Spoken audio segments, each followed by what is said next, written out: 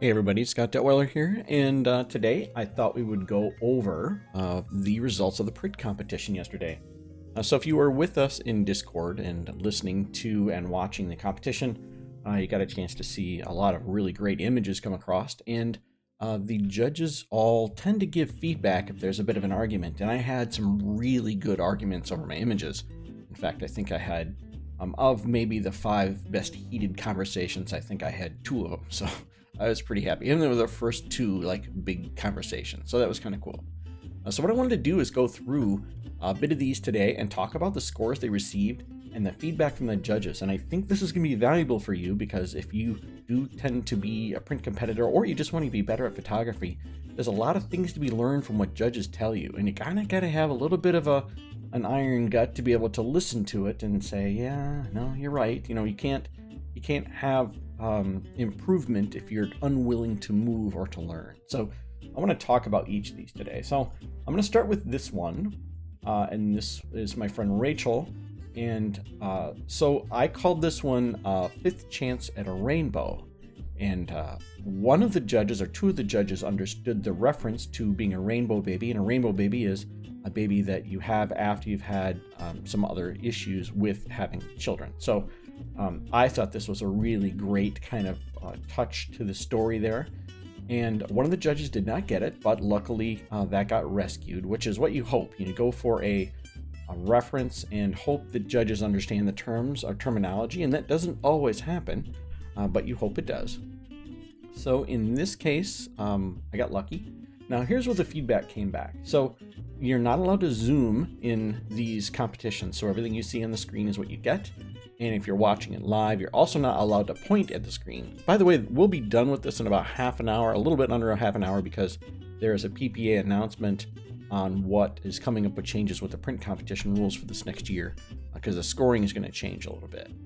So we want to be done by then, and I'm sure I will be. So this score, this image got an 83, by the way. I just had to double check that. And here was the feedback. Now I had gotten a little smart here and I had added some sort of atmosphere here. So these little dots and so on. And I tried to make this a little bit more volumetric, and they did not perceive that. They perceived those as issues I could have removed in post, meaning they thought they were dust on the image. So that was my stupidity in not being more aggressive with the effect. If I was trying to do it, I shouldn't have hinted at it. I should have been more aggressive. Also, this glare here, which I added, which I enjoy, 2 of the judges did not enjoy, but 1 judge really did enjoy it. So I don't think that held me back as much, but I should probably lighten that effect a bit. Her nose breaks the cheek line here.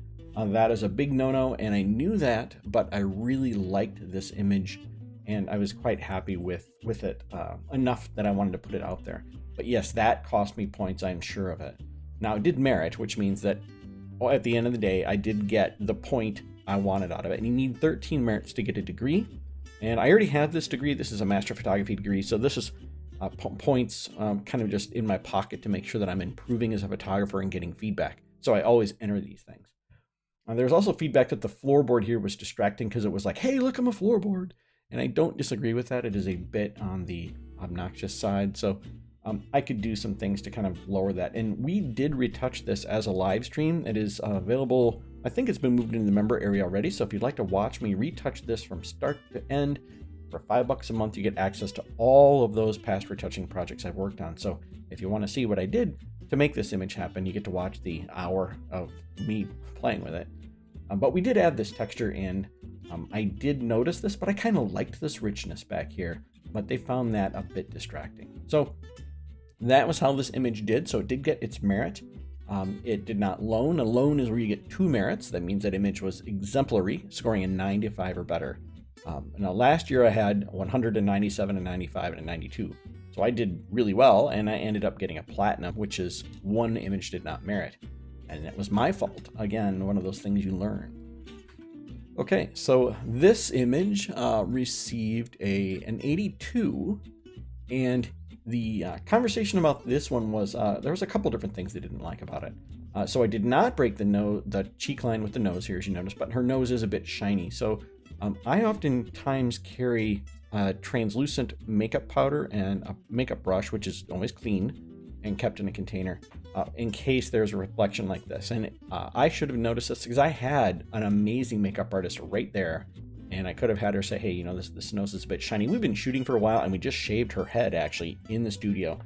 That's a live behind the scenes I'm going to upload into the member area here fairly soon. I just put up one yesterday that was another part of I think it was the shoot we did with I can't even remember now what I uploaded actually. I have so many behind the scenes videos I'm trying to shoot for you guys so you can see the lighting, because I know the lighting is really something people are interested in. Anyway, so that was part of the feedback here, was this was a bit shiny, and I could have taken that down in post. We could have done something with that obviously in Photoshop.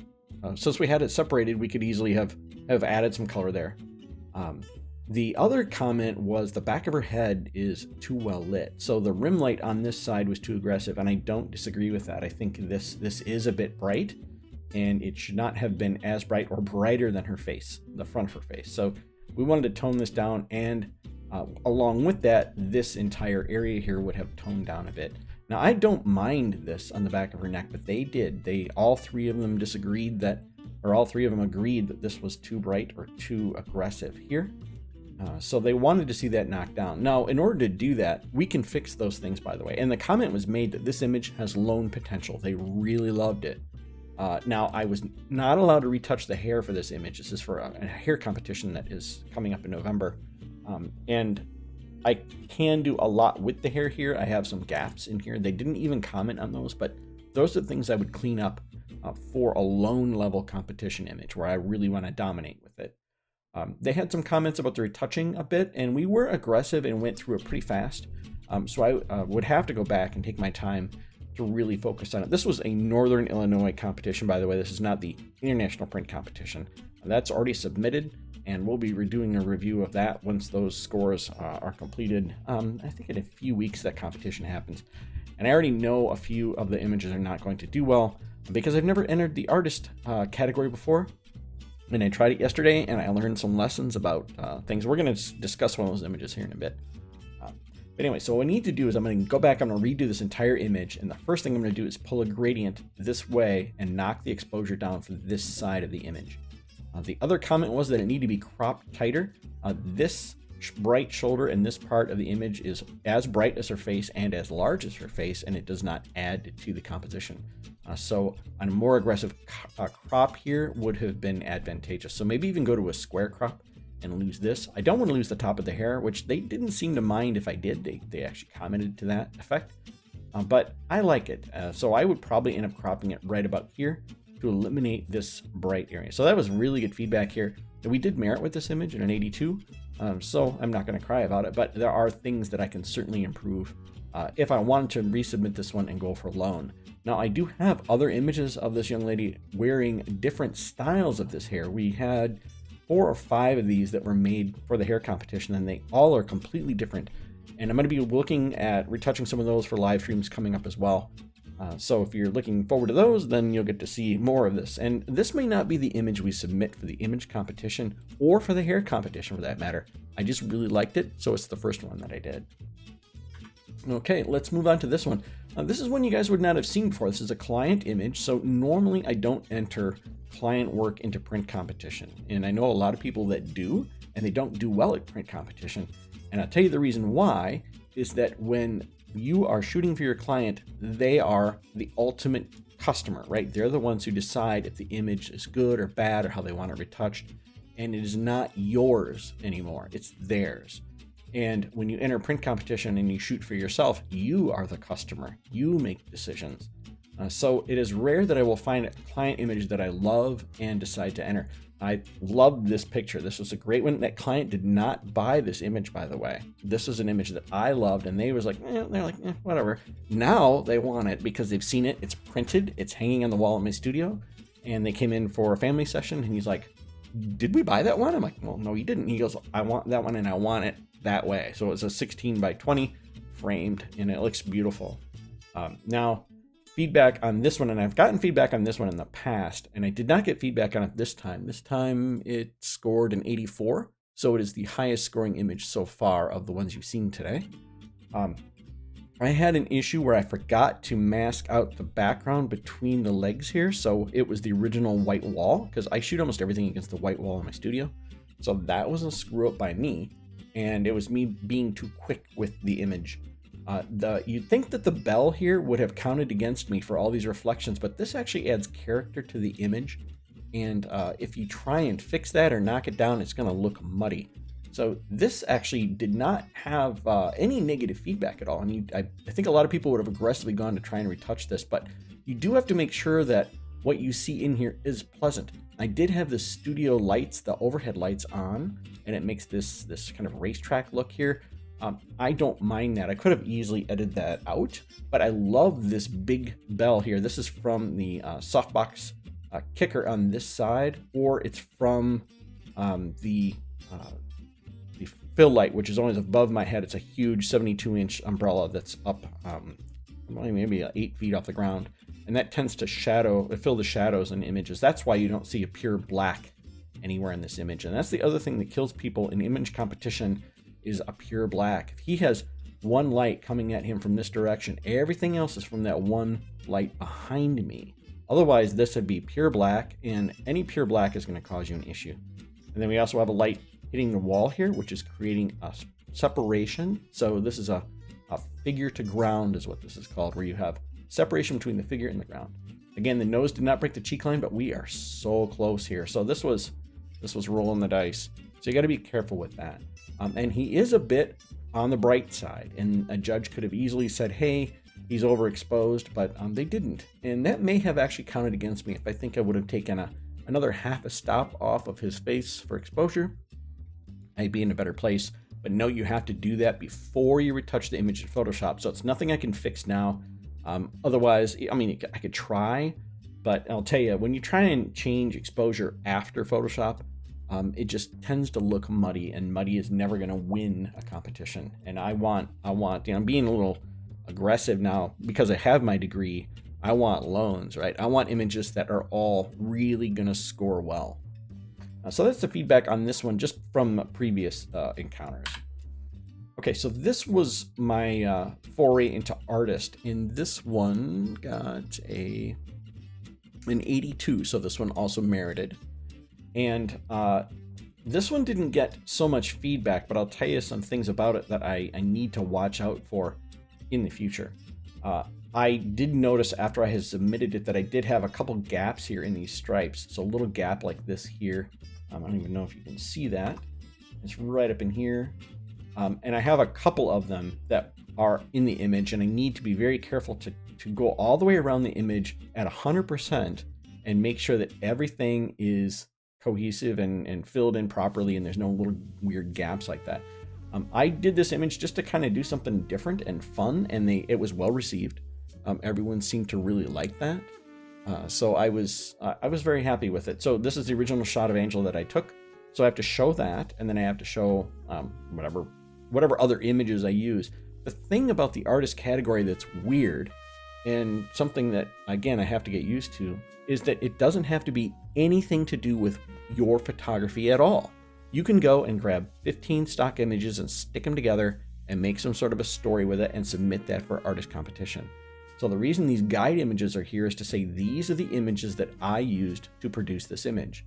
Now, from what I understand, and against these nuances, so don't hold me on this, that you don't have to include imagery that you yourself took, but I wanted to make sure that everything was accounted for. So I did go ahead and use these three. This symbol in the background here is actually a Photoshop brush, so I did not include that because it's just a brush, and I could have easily have done that.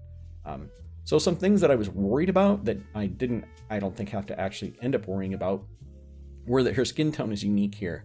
And I did that on purpose. I went with this blue color here and went the other side of the color spectrum and went for kind of this tealish look, which or not tealish, kind of has a tealy push against her regular skin tone. So it's a lot lighter, more peachy than I think a regular skin tone is, and I liked that. This color palette for me was very important. And be sure too, when you always have to have a matte around the image for Professional Photographers Association competitions, because it's supposed to be a print and digital competition. So all images get a score for presentation. So if you don't have a digital mat around it, you have no presentation, you actually don't get those points. Now, the color of the mat and the pin line and all those other things are so important because a lot of judges will hurt you if you don't do it well. Like if you pick like stark white or stark black and don't help the image, but just kind of throw it on there, you don't do as well. So take your time to pick a color and usually just use an eyedropper and pick. I actually did a video on how to make a mat and how to make an action, and it does this like one click of a button. It's very quick. So it doesn't take any time, but I do take time to pick the color that I like. So I'm very happy with this image. I do need to look at it. If I was going to continue working with this image to try and get a loan from it, she has a burn here on her wrist that I removed from the original, but I did not remove from the stripe, and then it got carried forward. So she was in a major motorcycle accident with her husband, and she got really lucky. I mean, both of them got really lucky. They both got banged up, but I mean, nothing serious or permanent. But she has a pretty good scar here on her hand that I did not remove. But and you can see it a lot more blatantly here in the small image. So I should probably go through and double check the skin. But I was happy with this. Even though the back of her hand is facing the camera, which is a no-no. By the way, we did get nailed for that one on this image. The back of her hand is facing the camera, and it was commented on because you see that vein, and the same with the foot. So if you're going to have these things face the camera, you need to take time to kind of bring that anatomy back so it's not as obvious. And that was kind of labored upon by two different judges. So the foot, I do like the foot position here, and this one I should have just retouched a little more aggressively. So before I forget, I do want to bring that up. She's wearing a glove here, so I didn't have to worry about it so much. And I think this is the last one. So this is a painted image that I did. I did this in Corel Painter. So another program that I use quite often. I haven't really done anything on this channel with it because it's kind of a quirky piece of software that I don't know if there's a lot of interest. If you would like to see some Corel Painter stuff, I'd be happy to do it on this channel. So Corel Painter allows you to actually get in there. And you see these are at 23% resolution, by the way, and that's how they're viewed. If we go and we look at the details for this image, you can see the amount of brushworks and brush strokes that go into these things. I mean, it's all there. It's just a matter of that they don't see it at the level they're at. So we kind of, play this game of that the data is there and they're not allowed to zoom in on it. But, they took the time to make this image and her mother loves it. This is a client image, but it happens to be one of those that I'm like, I want to do something different because making yourself unique is so important in photography, because I think you probably know there's 12 photographers on average per square mile in a regular city. So a 5-mile radius is a lot of people that all have a camera that are willing to take less money to do what you want to do for your side gig or your full-time job. So being unique is so important. So learning to light is a big one because most people don't know how to light. They're natural light photographers, and that's a great place to start. And I do shoot natural light from time to time, but only when it's too windy for me to have my lights. My lights aren't practical for the situation, or it's a situation where I just have to run and gun and I don't have time to set up the lights. But otherwise, I am shooting for unique imagery. I want to be the guy that people go to, well, you gotta come to him because he took these lights into that apple orchard with our family and he made this beautiful light, and he used the sun as a prop instead of having us staring into the sun and blinking because we're natural light people. So you get a lot more opportunity to work with other people when you have other skills. So this is a post-production skill. Obviously this was shot, you can't even tell where it was shot because I removed the background when I did the painting. But taking time to learn a skill like this helps differentiate you in a market. If you're not going to do it in camera, learn to do it in post, or do it in both. And then that way you can get those client commissions that are higher up and can yield better profit for you, and it can actually do this for a living instead of as a hobby. So this image did not merit, by the way. This was a 79, and I know some reasons why it did not, and I'll share those with you quickly. I do have to zoom in a bit on this to show you these, which of course the judges would not be able to do, but my monitor is not as good as the ones that they use. I have a bit of paint that raked across the skin down here, for example. And I should not have done this. I should have had more control. So that's what this is demonstrating, is I should have had more brush control in through here. And I have some aggressive impasto. Impasto is the shadow cast by thick paint in this area, which draws the eye down in here. And this looks a little bit on the muddy side. And I do have a bit of confusion here because this was a photo and I painted over the photo. So don't think I painted this from scratch. You know, I did start with a photo, but I did take a lot of, what do you want to call it, liberties with it artistically. And I should have cleaned this up or made it more obvious that how the quill was working. But so this is a little bit of confusion, but it didn't, I don't think it held me back as much as it probably could have. The other issue is that it is very bright, right? There's a lot of white in through here, and that can be distracting. Although I do like it. I wanted this image to be a bit on the high key side. And taking time to go through and make the same treatment for the hair that I'm making for the rest of the image is very important. I know a lot of people skip this because it's hard. But again, if you're wanting to do this the right way, you can't just skip the hard parts. You have to do the whole thing. Probably the biggest killer for me was this eyelash, actually, that sticks out from the back side of the eye. This is supposed to be a true profile, so I should not see the eye on the back side. So I should have just painted over this. Ideally, I would have had her turn her nose a little bit farther away from me so that I don't actually see it, which is the intention. Because this is kind of like one of those in-between head positions. It's just almost there, but not quite. And I also have some what I call light traps. So the light is coming through her hair here, and I should have eliminated that. I should have continued and filled out the hair in through here and through here, actually. So little mistakes like that are what cost me on this image. I think I have a light trap down here too as well. And those are the kinds of things that stick out. So this did not merit. Now it's what we call a green merit, meaning the client loved it, and the client is buying a very large print of this on canvas, and I'll probably print it on canvas, and then I will paint on that canvas again. So that is called an artist embellished piece, and those sell for a lot more than a standard print. So it'll be framed and hung out, but it's a print of a painting that's been painted on again. So again, this is something I offer that no one else in my area offers, which makes me unique. And if you want one, you have to come to me. So making yourself unique is so critical. Even though this didn't do well, I mean, it did a 79, so it wasn't like a slack image. By the way, in print competition, there's no score lower than a 64. That's considered unworthy of competition. So if you ever get a score under that low, then yeah, you need to reevaluate what you're doing to get that kind of score. So if you're a member of this channel, I do critiques for you. So if you jump on Discord and you say, hey, can you look at this image and tell me what you think, I'd be happy to do so. All right, so we're going to go watch the Facebook of the PPA changes to the way scoring is done here in a couple minutes. But I wanted to kind of give you the rundown of how I did yesterday. And then when the International Print Competition scoring is done in a few weeks, we'll do this again, but we'll do those with those images. And those are different images. They're a lot different than what we did here. But I wanted to kind of run through this and let me know if you thought this was helpful. Is this something you would like to see me do more often?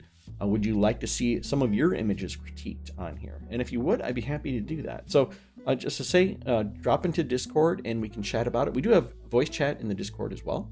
So it's a nice way to kind of group chat with people as we did and jeered along and cheered along with the scores yesterday from the PPA and I. That's the Professional Photographers of Northern Illinois. Even though I don't live in Illinois, that's the group I belong to.